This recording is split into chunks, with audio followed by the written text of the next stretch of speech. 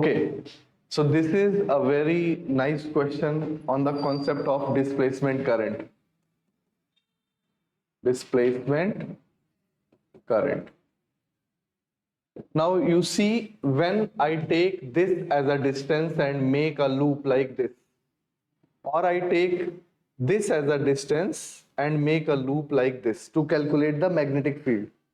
So current also is same, distance also is same.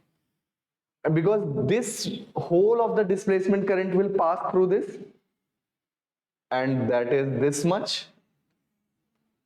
It is outside that, so whole of the displacement, and that will be capital I. It will pass through this. So this and this will have same. So this is wrong, this is wrong. Two options.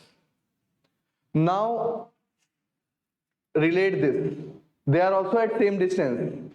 But when you make a loop, like let's say here, you make a loop, and let's say here you make a loop, what will happen? This will consist of less current, and this will consist of total current I.